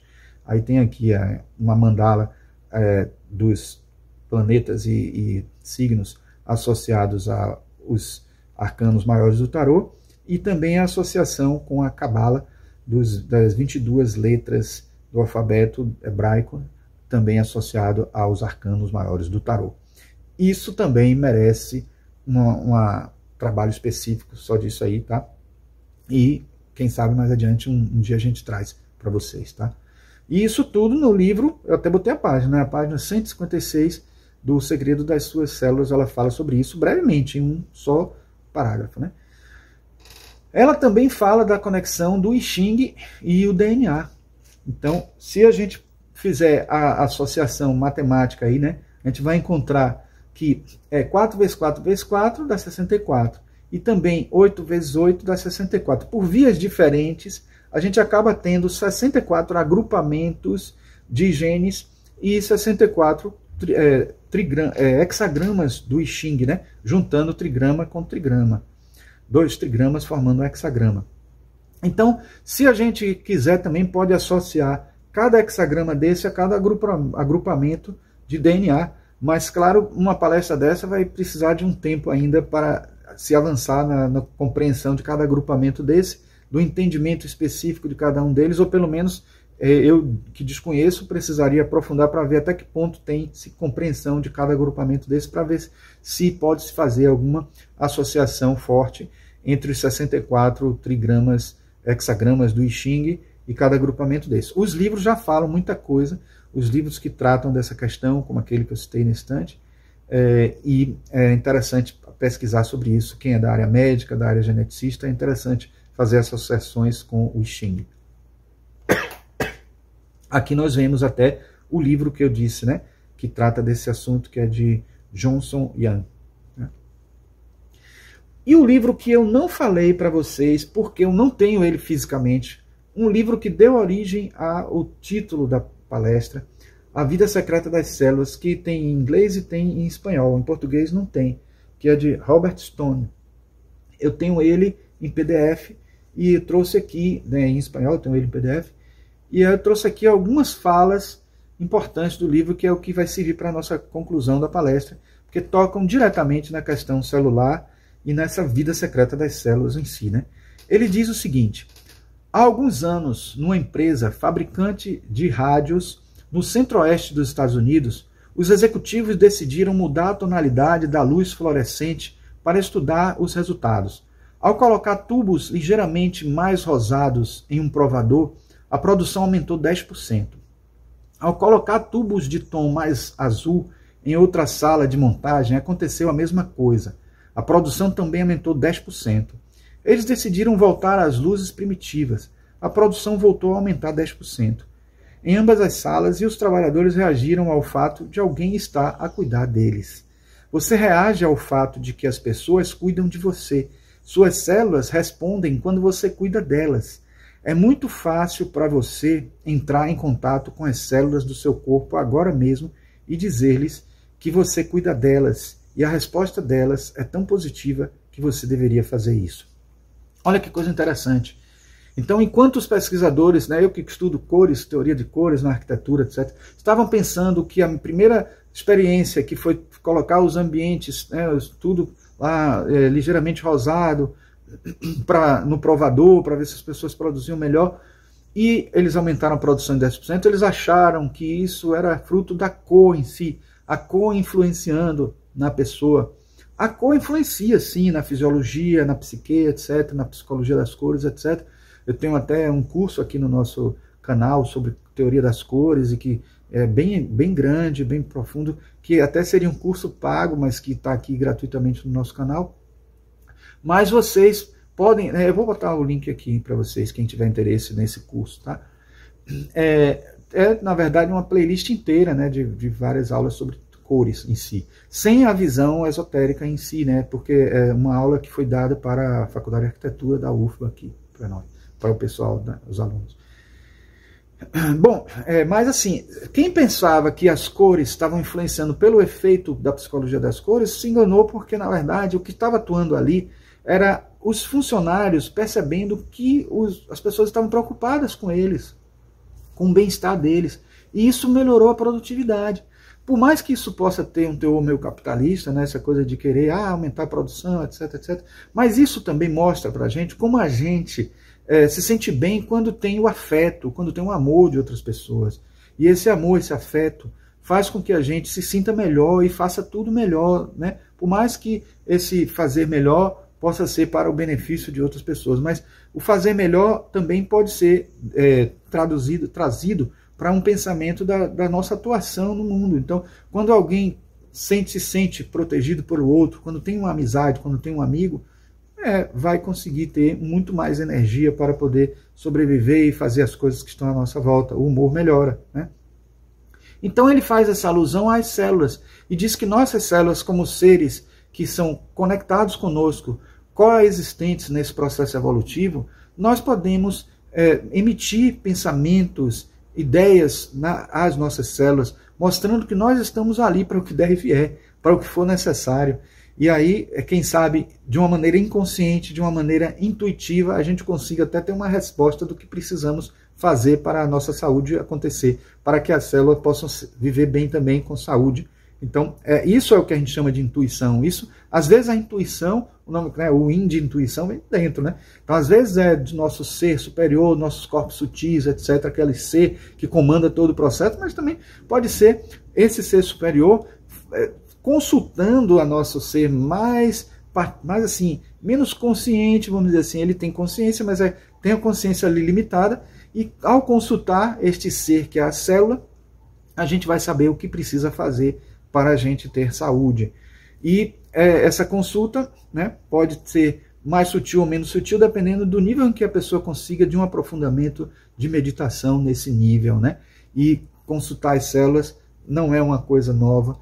Consultar as células, mesmo de maneira inconsciente, né, tem sido trabalhada há muito tempo. Não é à toa que os yogis falam muito dessa prática, né? O Hermógenes, aqui no Brasil mesmo, fala muito de conversar com as células. E tem muita gente que critica. Eu até entendo as pessoas que criticam.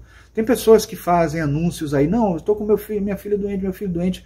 Eu não vou ficar acreditando só, né? O Thiago Leifert mesmo, há pouco tempo, né, anunciou uma campanha, né, dos 2 olhinhos da filha dele, e ele está fazendo um trabalho belíssimo, bonito, e ele acredita em oração, porque ele disse que levou muito tempo orando, mas em algum momento das falas dele, ele diz que não vai ficar acreditando em conversar com as células, etc. Eu entendo que uma pessoa vivencia uma situação dessa e não vai ficar fiado numa situação dessa, né, confiante de que vai sobreviver somente com uma coisa que a gente ainda não confia completamente. E se a gente depende da confiança e não confia, aí que realmente não funciona. E a gente também não sabe se o nosso nível de confiança é suficiente. É algo novo para a gente.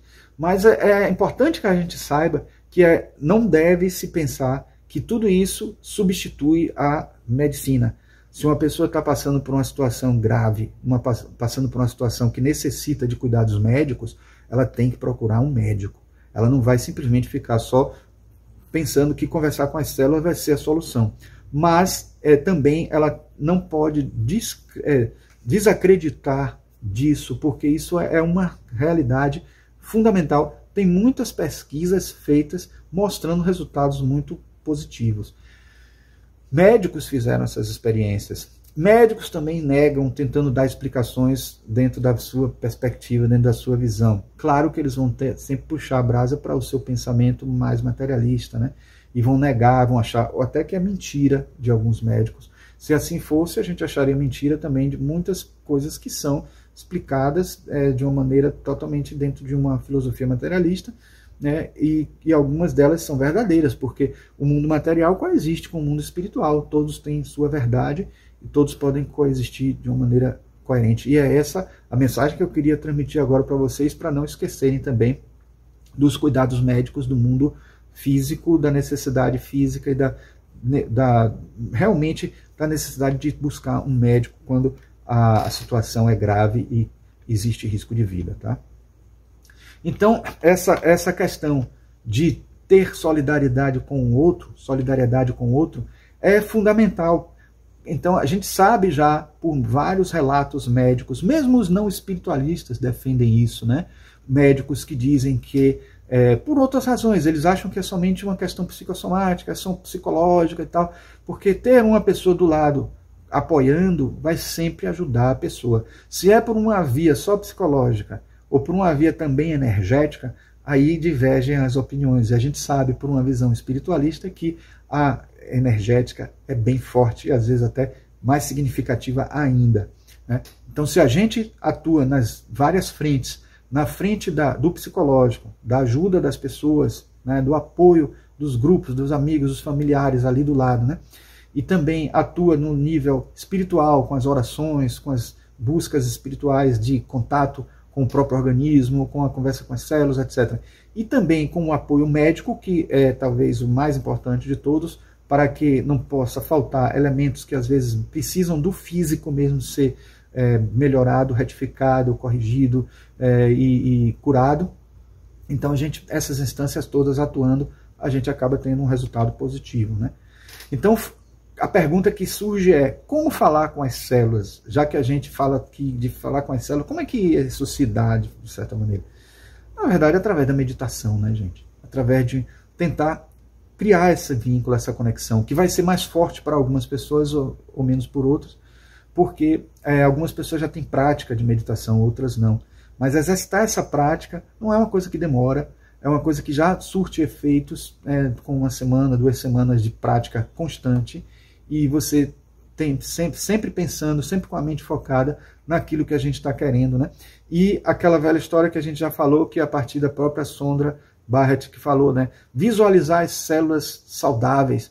Se temos células com problemas, né? Células cancerígenas, visualizar células saudáveis, né? É uma visualização criativa, a gente cria uma forma pensamento que vai ajudar, sim, né, a uma recuperação. Tem muitos livros que falam sobre essa questão, de médicos que experimentaram visualizações no processo de cura e encontraram resultados positivos, né? E aí Robert Stone diz ainda o seguinte: quando você sente, relaxa e imagina a outra pessoa, seus neurônios cerebrais entram em contato com os da outra pessoa. Lembra que eu falei que as células se integram mais com as próprias... Você consegue se conectar mais com as suas próprias células, mas também com as dos outros, né? Em um menor grau, mas sim, consegue. É como se você não estivesse tão distante dessa pessoa quanto o mundo físico gostaria que você acreditasse. Como se vocês estivessem juntos em algum lugar. Jung chamou esse lugar de inconsciente coletivo. Sheldrake o chama de campo morfogenético. Peter Russell o chama de cérebro global. José Silva o chama de inteligência superior. Qualquer que seja o nome da rota utilizada, nossa conexão entre os neurônios do cérebro nunca liga para um número errado. Na teosofia poderíamos chamar de campos acásticos, poderíamos chamar de corpo búdico, né? Onde nós nos conectamos em nossa memória coletiva, onde todos estamos juntos num self, num corpo que é quase que assim a corporificação do self, do Atma, né? Então, nessa instância, nós todos somos unos e nós nos conectamos uns com os outros, recorrendo a essa base, essa frequência vibratória muito sutil, né? Então, recorrer a isso, fazer essa meditação profunda é o caminho para conversar com as células. E conversar com as células, pessoal, efetivamente funciona, por mais que até seja algo que muita gente vai ter medo de ser a única coisa a fazer e realmente não deve ser. E também as pessoas podem até ridicularizar por achar um absurdo, por não entender. Mas por tudo que nós falamos aqui ao longo dessa palestra, a gente entende que a vida secreta das células é importante existir, até porque ela é secreta. Primeiro porque alguns não conhecem, que é uma coisa muito oculta, e também porque alguns, ao conhecerem, não vão dar muito valor e não vão dar a seriedade que deve ter para o assunto, certo?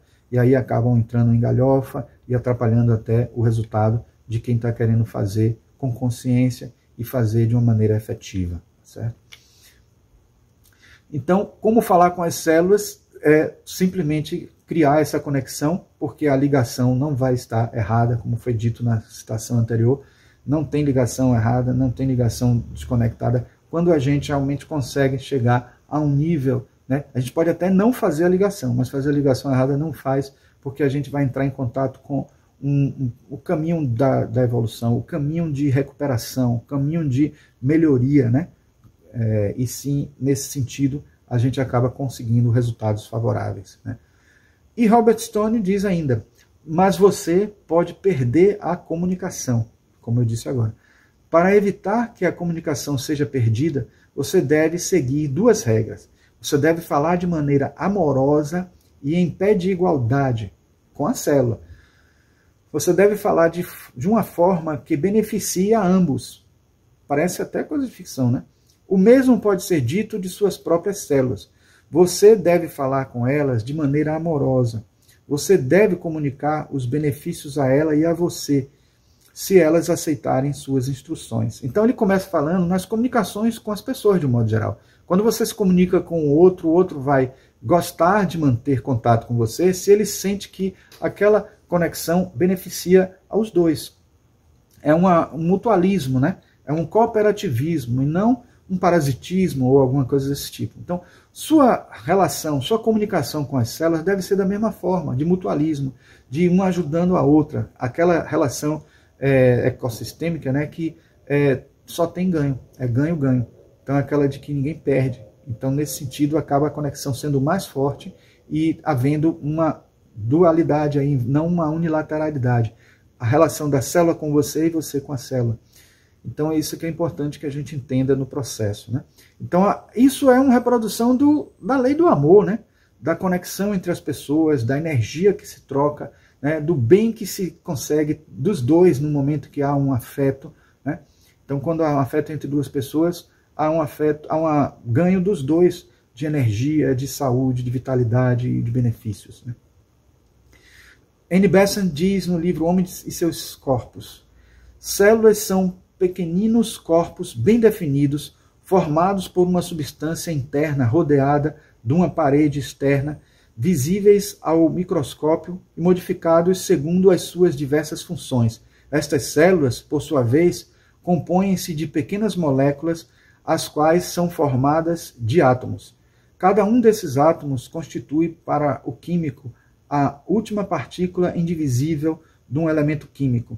Estes átomos químicos combinam-se de inúmeras maneiras para formar os gases, os líquidos e os sólidos do corpo denso. Para o teósofo, cada átomo químico constitui um ser vivo capaz de viver uma vida independente e cada combinação desses átomos num ser mais complexo constitui novamente um ser vivo. Cada célula tem também vida própria e todos estes átomos químicos, todas essas moléculas e células se ligam para formar um todo orgânico, um corpo que serve de veículo a uma forma muito mais elevada de consciência, um estado, enfim, que estes seres rudimentares nunca conheceram nas suas existências separadas. Então, gente, por isso que existem evoluções paralelas acontecendo, porque os átomos também evoluem na sua vida ali, né? Com uma energia ali em volta dele que prossegue como numa reencarnação, na verdade uma recristalização ou remineralização, sei lá como que a gente chame. A energia que está ali presente, coexistindo com aquele átomo, vai habitar outras formas atômicas até partir para moléculas e depois partir para formações maiores e tal. Isso é uma evolução que acontece, mas também o próprio átomo com suas partículas passa por uma evolução, que é um mundo à parte, um processo paralelo, né? As células também são seres vivos, com todos os seus possíveis suas organelas, suas condições, etc. ali, passa por sua evolução e aquele ser, aquela entidade etérica, astral, mental, que dá vida, né, àquele ser ali, porque se existe um duplo etérico, e é dito que no duplo etérico, em cada célula dessa tem um duplo etérico, e esse duplo etérico passa por um processo evolutivo, né, indo para outra célula, ganhando o seu caminho de evolução, mas a célula em si, que é vitalizada pelo etérico, astral, mental, que estava ali energizando ela, vitalizando ela, ela também passa por um processo evolutivo. E esse processo evolutivo tem um caminho muito interessante, muito forte também aí, e que vai gerar formas futuras mais complexas, e estão lá atrás no processo de evolução, mas que vão seguir um caminho muito à frente também, certo? Então, pessoal, para finalizar, eu quero trazer essa frase de Sondra Barrett, que diz: as células são formadas pelo abraço íntimo entre moléculas que recebem de Deus a centelha sagrada da vida. Fecha aí com chave de ouro essa frase que eu gostei muito, está num contexto, né, tal, mas ela diz muito aí, né, mostrando que está uma conexão direta com o Deus, porque é a criação de Deus e está dentro do processo do plano divino, né, de funcionamento natural, sem a intervenção humana, exceto quando a gente utiliza de produtos químicos ou algum elemento que pode modificar essa natureza, mas é importante que a gente pense que sempre a vida é algo que precisa ser estimulada e sempre precisa ser preservada, né? Independente de qualquer coisa, de qualquer pensamento, de qualquer ideologia, a vida está à frente de qualquer coisa, e com isso não se quer dizer que deve se pensar dessa ou daquela forma, mas apenas dizendo que a estratégia que a gente vai usar, o caminho que a gente vai adotar para que essa vida seja preservada, é que cada um vai ter que pensar dentro do seu caminho evolutivo, dentro do seu processo de crescimento, seu processo de cura, mas lembrando que a gente tem todos os caminhos aí, todas as possibilidades, tanto as físicas como as espirituais, energéticas, para que esse caminho da vida possa se dar da melhor forma possível, certo? Então, espero que vocês tenham gostado deste vídeo, né? Que é uma palestra que a gente fez presencialmente e agora está fazendo no canal. Se gostaram, deixem o seu like aí, por favor. Apertem o sininho e coloquem naquele todas ali que está aparecendo aí para vocês, né? Para que vocês possam ter notificações de todas as palestras que a gente trouxer aqui para vocês, né? E vocês tenham contato para isso. E se inscrevam no canal e também deixem comentários, eventualmente, sobre alguma coisa que vocês queiram falar, ou que vocês queiram que eu fale também. Se tiver dentro do nosso alcance, a gente traz aqui um vídeo sobre o assunto. E também indiquem para outras pessoas que vocês acham que se interessam por esse assunto, tá? Esses assuntos. Então, nos encontramos no próximo vídeo. Um grande abraço.